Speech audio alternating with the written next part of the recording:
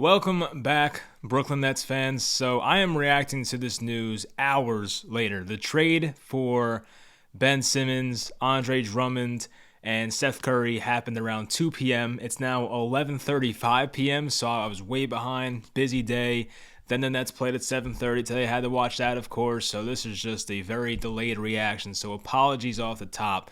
But wow, it's hard to really take it all in that James Harden is no longer a Brooklyn Net. It feels like I was in this room a little over a year ago reacting to the Nets trading for James Harden. Now, a little over a year later, and the guy is gone. And I told you guys on this same show podcast a couple weeks ago that I would have been astonished if James Harden was traded mid-season. And you know what? I mean, as the days went on and more leaks came out and James Harden's body language looked worse and worse, he had the 2 for 11 4-point game versus Sacramento.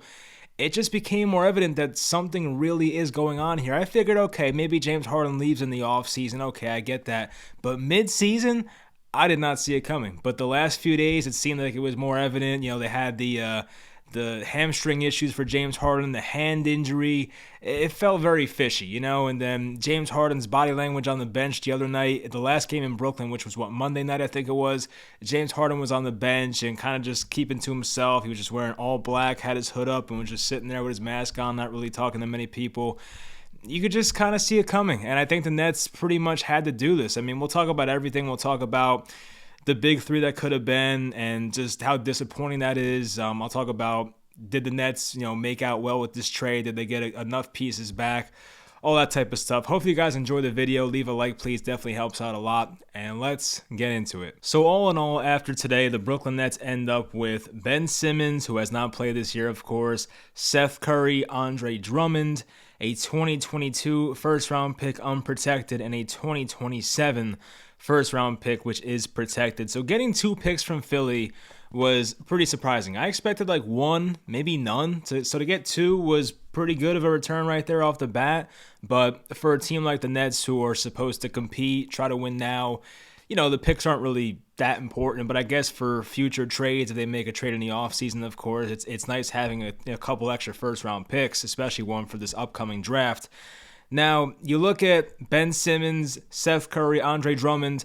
Those guys fill in important needs for this Brooklyn Nets team. You think about, what do the Nets need right now other than healthy bodies, because that's the number one most important part. But what does this Nets team need? 3-point shooting. Seth Curry, I think, is 5th all-time in 3-point percentage. That will definitely help out a lot. Rebounding, an actual center. I always complain about this. Blake Griffin's not a natural center. LaMarcus Aldridge is not a natural center. Nick Claxton, debatable. They don't have a natural center. They finally get one here with Andre Drummond, who I believe is 10th all-time in rebounds per game. So that's another great addition to help this team in an area where they have weaknesses and don't really have a natural center. The Nets last year in that Bucks series were destroyed by Giannis and even Brook Lopez at times because they did not have enough size down low. Their biggest guy at times was Blake Griffin, who's 6'9", 6'10". Of course, Kevin Durant, but he's skinny. So the Nets needed a guy like this. I've been begging for a natural center for a long time. I always felt JaVale McGee would have been perfect here, but now he's on the Suns, so that is what it is. But Andre Drummond does fill an important need for this Nets team. He's a pretty good passer for a big man. He can sometimes do pick and rolls and pass out of the pick and rolls. So I like what Andre Drummond brings to the table. He's not going to give you much of a shot, obviously. He can finish down low. He has a decent post game. So, Drummond will help this team, though. I don't know if he'll start. I don't know if by the time the playoffs come, if we make it at this point, who the hell knows. But I don't know if it's going to be Aldridge or Drummond starting. I have no idea. We'll find out. But Drummond will have minutes. He will have a role on this team. So they definitely will use him. As for Seth Curry, he's basically just Joe Harris insurance. And in the event that Joe Harris comes back from injury, which we all hope for, the Nets have a team of Joe Harris, Patty Mills, and Seth Curry, who are arguably 3 of the top 10, let's call it, catch and shoot 3-point guys in the NBA. So you surround those guys with a Ben Simmons, a Kevin Durant, a Kyrie Irving that can all dish out really good passes and draw a lot of attention, that is going to work offensively. That is why this trade, as a Nets fan, excites me. I'm not going to say the Nets fleeced the Sixers. I've heard that word thrown out there. No. But at the end of the day, the Nets had a lot of needs. Depth was one of them. They got 3 pieces compared to 1. James Harden's 1 guy. I know we lost Paul Millsap too, sorry, so that's 2 guys, but basically 1.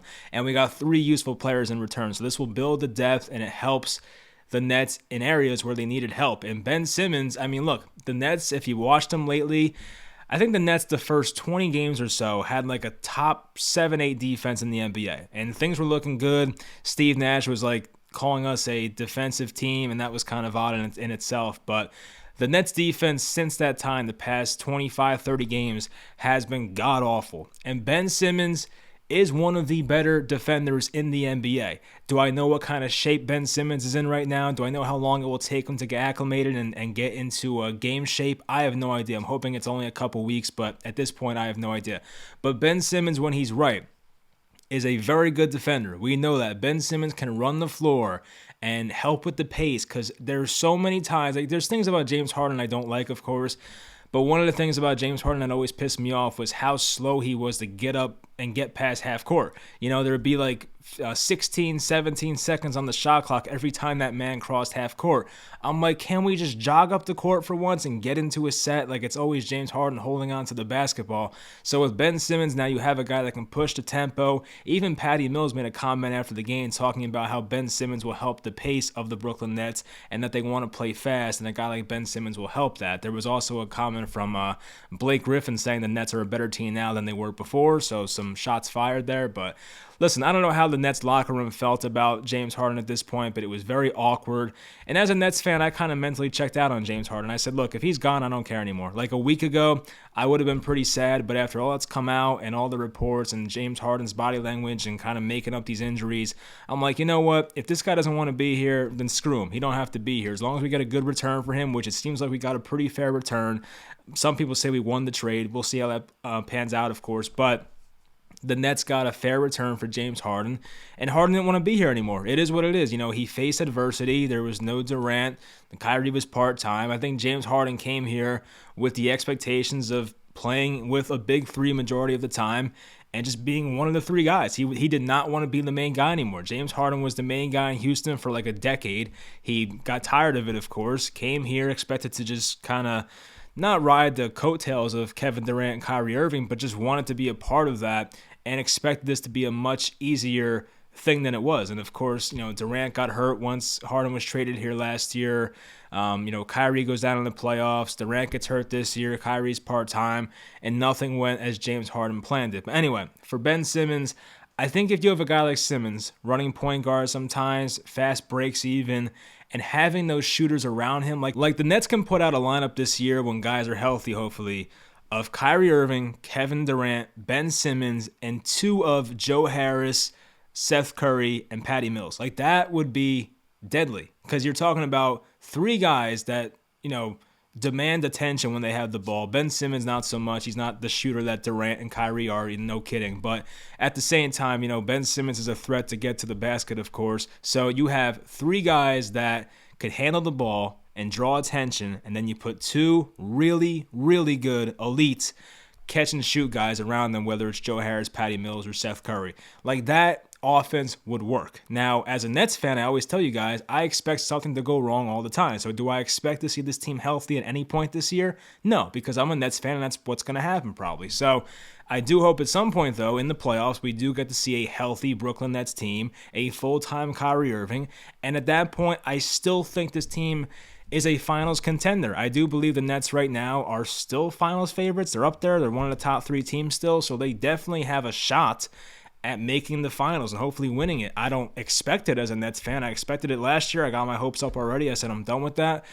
This year, it feels like a lot of things have to go right. They are currently on a 10-game losing streak. No team has even won a championship with a 5-game losing streak, never mind 10. So if the Nets won it all this year, it would be historic. There should be a 30 for 30 on it. There should be a whole bunch of documentaries and everything. Basically, in terms of the fits and what Sean Marks was able to get from the 76ers for James Harden, I was a fan. I was. I think, obviously a Nets fan's dream was to get Tyrese Maxey. He was the guy we wanted. Matisse Thybulle as well. Like, that's a guy we were kind of looking at, of course, to play some perimeter defense and finish at the rim and has a decent three-point shot.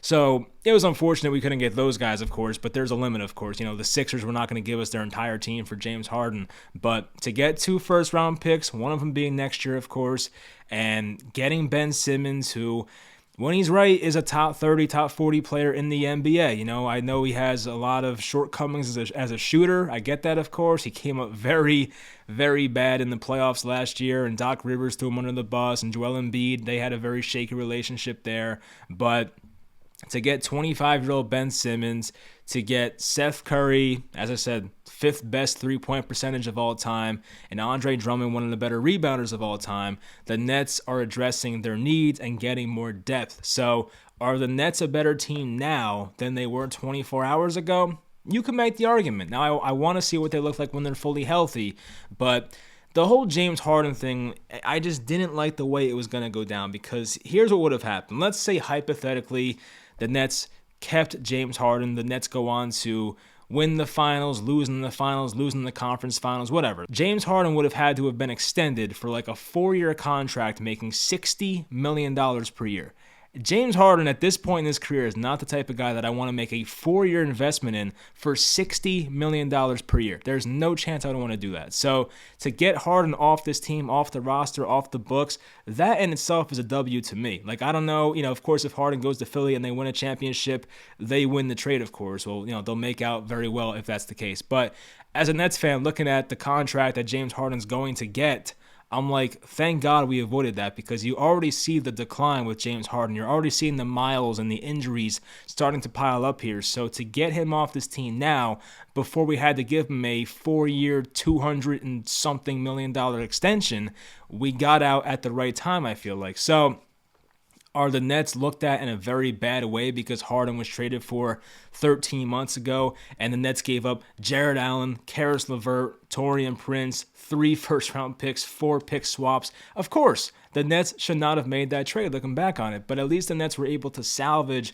some of what James Harden had left, the value he has left, and get a pretty decent return of Simmons, Curry, Drummond, and 2 first-round picks. Like, it's not a bad return. It's really not. The Nets did not get fleeced in this deal. The Nets got a fair return. It's yet to be seen who's going to win this trade. But as a Nets fan sitting here today, I can look at this trade and say, okay, we didn't lose this trade. I don't think so, at least. Like, we got a very good return, and we got pieces to this team that are going to help the Nets currently, because we are struggling very much right now and need depth on this roster. So those are my thoughts on the trade. I mean, I was fine with the return. Of course, I just wish it never happened. I wish we can go back in time and just save Jared Allen. I would still trade LeVert, probably looking back on it, but just losing Jared Allen sucks. I love Jared Allen, and I just wish it never happened. But yeah, look, the Nets should not have made the trade, and they tried to get rich fast. And I think with, there's a lot of people, there's, not the Kevin Durant, there was the Kyrie Irving stands and the James Harden stands. And it's like a back and forth battle of whose fault is it? How did we get here? Why did we get here? Who is to blame for this? And I always see people blame Kyrie Irving for the vaccination part as to why the Nets are in this situation. And it's definitely a part of it. I'm not denying that. It is.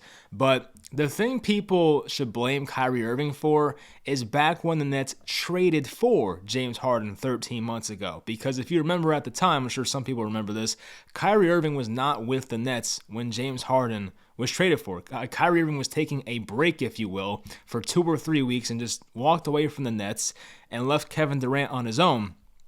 And Nets general manager Sean Marks looked at that and said, look, Kyrie Irving is unreliable. We need to get another star next to Kevin Durant. And with Kyrie Irving being absent, that may have obligated the Nets or pushed the Nets to trade for another star, and that led to James Harden. Now, James Harden was not the right guy to trade for. He was clearly out of shape in Houston. There were a lot of just memes going around about how he's fat and out of shape, and when he got to the Nets, he started taking better care of himself, but coming in out of shape didn't really go well, because then his hamstrings eventually gave out, and it's still bothering him till this day. Apparently, he has not looked right. So, if you can go back in time, you obviously would not do this trade. Houston has, 7 years of our draft picks now, and it sucks, but I guess it's a trade that at the time it made a lot more sense because, when the Nets played as a big three, and now we're kind of getting into the sad part of how it didn't work out, but the Nets had the best offensive efficiency of all time when the big three played together. Now, it was 16 games. I get that, not the biggest sample size. But the Nets were so good when they played together. A 13-3 record. They were breaking records in that Boston Celtics series for how great their offense was. And I do genuinely believe, not just because I'm a Nets fan, but I genuinely believe if, Harden doesn't hurt his hamstring and Kyrie doesn't turn his ankle, that the Nets win the finals last year. I can't prove that, but the Nets were by far, in my opinion, the most dominant team in the NBA at that time. So it sucks how it turned out, and really injuries are the main thing. You can blame Kyrie and the vaccine thing all you want, and you can blame, other stuff, but you can blame Steve Nash, I guess. But at the end of the day, it came down to injuries. When James Harden first got here last year, Kevin Durant hurts his hamstring like a couple games later. He's out for 20 games or whatever it was. And then James Harden hurts his hamstring in like March or April, then he's out for a little bit. Tries to come back for the playoffs. He lasted, 4 games, and then he got hurt, or 5 games, then he got hurt again. So it was just unfortunate. And I do believe if the Nets were able to stay healthy and there was no vaccine mandate, this whole thing would have went a whole lot differently. I think James Harden still would have been a Net today, but injuries are part of the game. Mandates are a part of New York City, and that's just how it is. So, people want to blame one side or the other, but there's a lot of people to blame for how we got here, why we got here. You can blame Sean Marks, you can blame Joe Tsai, you can blame de Blasio, you can blame just about everybody for why the Nets are in this situation right now. So to put it on one guy, you have all these ignorant people saying it's 100% Kyrie Irving's fault, he's selfish. It's like, no, the guy doesn't want to put something in his body. It's a personal choice, and I try to be fair to the guy. James Harden can be at blame too because he did not take care of himself. He came over here and got hurt, and realistically, he quit on this Nets team. He did. James Harden quit on this team. So you can blame both sides. I know that with Kyrie's thing, it's simple. If he just got the shot, he can play in every game. It's definitely an easy outcome, but James Harden's not blameless either. James Harden just blatantly tanked the game in Sacramento last week. Like, that's not how you're supposed to present yourself and play for an organization, play for your teammates even. Like, I'm sure a lot of Nets players were not too fond of how James Harden handled himself the past couple weeks. It was very ugly. So maybe him getting out of that locker room is a good thing. There were some comments made about him from Patty Mills, Blake Griffin, how they want guys that are focused on, being here and winning. So even Kevin Durant had some stuff to say too. So, it is what it is. I'm not saying James Harden was like a locker room cancer. I'm not going to go that far, but I think the players in the Nets locker room just felt how unhappy he was to be there and wanted to be gone. And when it's that obvious, you can tell. And I'm sure some Nets players were not a fan of that because you don't want someone there who's not 100% all in. Like, you want, especially for a team contending for a championship, you don't want a guy who has 1 foot in, 1 foot out. You guys got to be all in. Every single guy in that roster has to be all in. And James Harden was not all in. Half his mind was on Philly already. So, you can't have that. I think the Nets kind of had to do it. They kind of had their backs against the wall. I still think the Nets had a decent amount of leverage, and I do think that based on the return they got, which was a pretty good return. So it's not like the Sixers had all the leverage or the Nets did. You can make arguments for both sides about who had the most leverage, but I think for James Harden, his time in Brooklyn kind of just had to come to an end. It was going to be very, very, very awkward if James Harden came back to the Nets and was playing for them next week. It just would have been a very weird situation. So I think James Harden kind of just forced himself out. You can say it how you want, but that's pretty much how it went. I don't think Sean Marks wanted to trade James Harden. I don't think that's what he wanted to do. If you told Sean Marks like a month ago that he was going to be trading James Harden at the deadline, he probably would have thought you were crazy. But hey, things change quickly. The Nets are on a 10-game losing streak, and this is just how it went. So maybe this is a blessing in disguise. I have no idea. But, the positive Nets fan in me is hoping that the mandate is lifted. Kyrie's back full-time. Hoping that Ben Simmons fits this team perfectly, which he might. I'm hoping that Joe Harris comes back from his ankle injury, which hopefully he does. Same thing for LaMarcus Aldridge. And we get some shooters around KD, Kyrie, and Simmons, and let's go. Let's just see what happens here. If we have a healthy team, I think this Nets team is going to be very good and very tough to beat. So I hope for that, for TV's sake and for NBA fans out there, I hope we get a Sixers-Nets conference finals. That would be great, of course. And I don't know who would win that. I mean, I think I would like our chances if we're healthy, but, it depends how James Harden looks. If James Harden is rejuvenated and looks really good, then I might pick the Sixers. I don't know, but that would be great for TV and for ratings and all that. So we'll see what happens in probably, May, June. So we'll see what happens at that point in time. But it is sad how this only lasted 16 games. Like, I'm trying to do the math in my head. I think the Big Three probably had like 120-ish eligible games to play together, and they only played in 16. You know what I mean? And like, if the Big Three didn't mesh and didn't look right, it would have been like, okay, it probably wasn't gonna work anyway. But for how dominant they were when they played together, which once again was a small sample size, that's what hurts the most as a Nets fan, because I do realize if Kyrie, Harden, and KD played together, they would have been probably the best team in the NBA. They were very tough to beat. So to never get that and have that teased and not really have it, it sucked. It really did, because I did want this to work. I was never a James Harden fan. I wasn't even a KD fan when he left for Golden State. Like, I was not a fan of him either. But as James Harden was here for a while, he started playing well. I started to like James Harden. I started to buy into him being here long term, and I was rooting for James Harden to get a ring as a Brooklyn Net so badly. So when we lost to the Bucks last year, I felt for him the most, because I was like, damn, this is the one guy who doesn't have a ring yet. So I was really pulling for James Harden to work out here, but it just hasn't worked. And now I realize why James Harden is where he is in his career and has played for so long and has played with so many superstars and still has not made a finals appearance. I mean, for James Harden, having played with Dwight Howard, Chris Paul, Russell Westbrook, Kyrie Irving, Kevin Durant, and to not even make it to the finals, I mean, they should have made it that one year when Paul hurt his hamstring, but still, to not make it to the finals, it says a lot about you. James Harden can point at that guy, but at the end of the day, you got to look yourself in the mirror and realize, am I the problem? And I think James Harden is part of the problem. So, I don't know really what to say at this point. I just, at this point as a Nets fan, I hope James Harden never wins the finals. That's pretty much where I'm at. I don't know if I don't like him as much as Darren Williams or whatever, but like, it feels very similar to the Darren Williams situation. Now, at least Darren, lasted here 5 years, but it just felt like a similar situation, because when we got Darren Williams from Utah, he was supposed to be a top 2 point guard in the NBA. Didn't really look like that. He did in Jersey, but once they moved to Brooklyn, he was not. And for James Harden, when we got him from Houston, he was supposed to be one of the best point guards in the NBA, and he looked like it last year. And then this year came along, and he was not, 100%, it felt like, and he had 1 foot in, 1 foot out, thinking about Philly, and it just never worked out. So it would have been very tough to keep James Harden in that locker room and have things feel normal. I'm sure the Nets did not want to trade him, but they kind of had to, unfortunately. So it just feels like one of those trades that has the potential to, I think, work out for both sides. Now, of course, these are two teams with NBA championship aspirations, so one of them probably will be disappointed, of course. But just looking at it now, if you're the Sixers, Ben Simmons was not playing anyway the entire year, so to get anything for Ben Simmons is a W in itself. So basically, if you're the Sixers, you're looking at this as, we just got James Harden for Seth Curry and Andre Drummond and a couple of first-round picks. Like, that would be how Sixers fans should probably look at this, because Ben Simmons was not coming back and playing for the Sixers. I think we know that by now.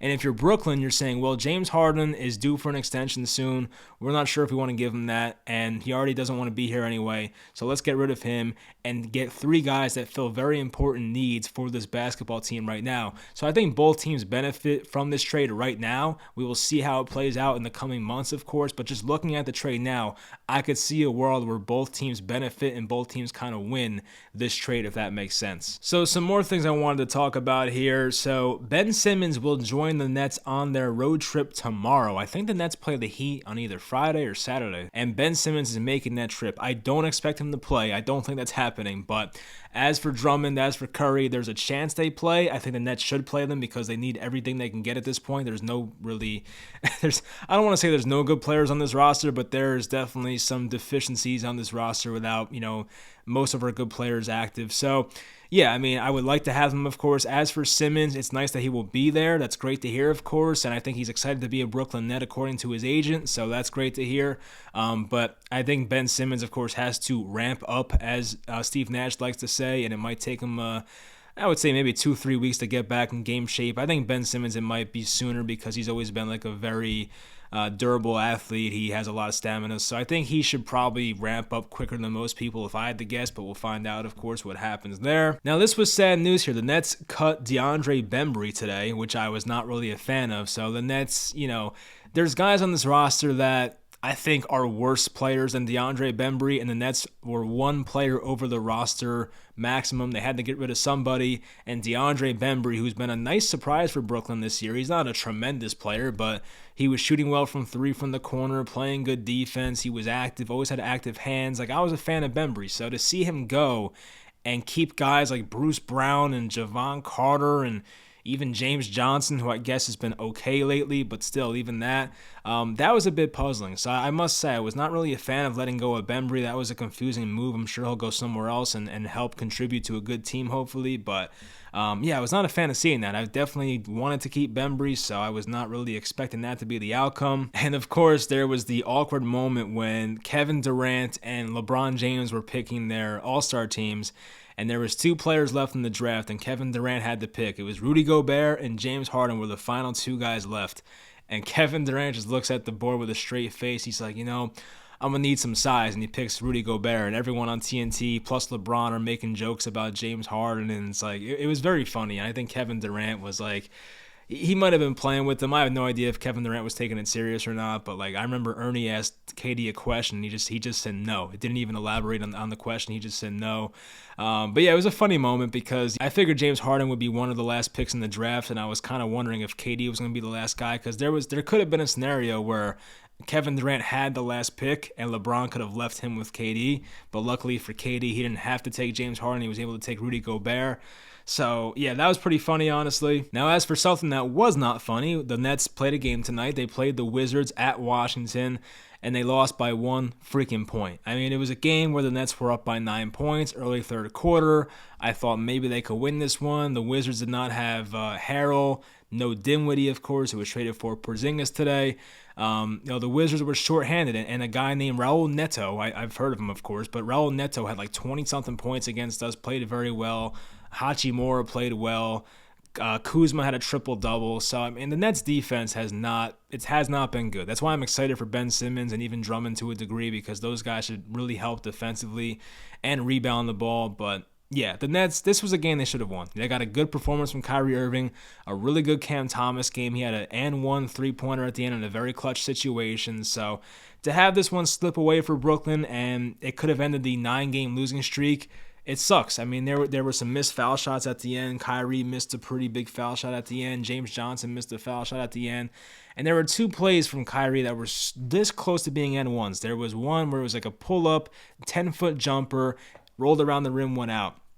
Then there was one where he drove to the basket. He kind of went back and got some contact and tried to put some English on the ball and just barely missed it and could have been another N1. So it was a very tough loss for the Nets, and they were playing some very good defense late in the fourth quarter. The final 5 minutes, the Wizards were barely scoring. They had no field goals. I think it was all free throws. So the Nets defense really buckled down in the fourth quarter late, but the problem was the Nets won every quarter. They won the first quarter, they won the second quarter, and they won the fourth quarter. But the problem was the Nets lost the third quarter 19-31. They got outscored 19-31 by the Wizards. So you don't want to see that, of course, and that's why they lost this game. And I'd hate to completely blame Steve Nash because there's not much talent on this team right now with LaMarcus and KD and Joe Harris out, of course, not having Harden or Simmons, however you want to word it. There's a lack of talent on this roster tonight. But, Steve Nash had Patty Mills active, Cam Thomas active, and Kyrie Irving active. And he should keep at least one of those guys on the floor at all times. And for some reason, our jackass coach, Steve Nash, decided to put a lineup of David Duke Jr., James Johnson, Bruce Brown, Day'Ron Sharpe, and I think Javon Carter to close out the third quarter. And that's when the Wizards made their biggest run. They went on a 10-0 run to close the third quarter because Steve Nash put the most ridiculous lineup out on the floor. And I'm like, what? That it was very avoidable. I understand that Steve Nash does not have the most talent to work with right now, but when you have three guys that can score the basketball and you have none of them on the floor at the same time, that's on you, Coach Nash. I can't really defend that. So to not have either Kyrie, Cam, or Patty Mills in the game, that's a Steve Nash problem right there. So I was pissed off, and that's why the Nets lost that game. It was that stretch right there, the 10-0 run that came back to losing the game. So it's not all Steve Nash's fault, but I did not like seeing that. But Cam Thomas has definitely been such a bright spot for this team, continues to play well. So I'm happy to see that, of course, and hopefully he develops into a great player over time. He's going to be a very good scorer, but it depends how he can work on other parts of his game. But I'm pretty optimistic that Cam Thomas will be a good player in the NBA, and we'll see what type of ceiling he has in the coming years. So that'll do it. I mean, it's just a very shocking day.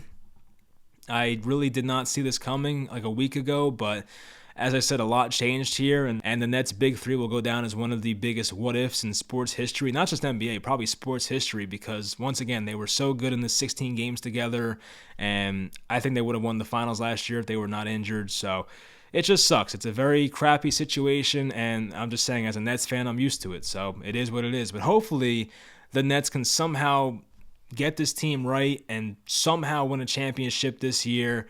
It would be one of the craziest stories in sports history, having to start the year with James Harden, go on a 10-game losing streak. You lose Durant for half the regular season. You lose Joe Harris for most of the regular season, and you still find a way to win the finals. The Kyrie Irving mandate stuff, too, is a big part of it. So, yeah, if the Nets ever found a way to somehow win the finals this year, it would be unexpected, but also one of the best stories I've seen in sports. So, let's hope it happens. As Nets fans, let's hope it happens. But yeah, that'll do it for the video.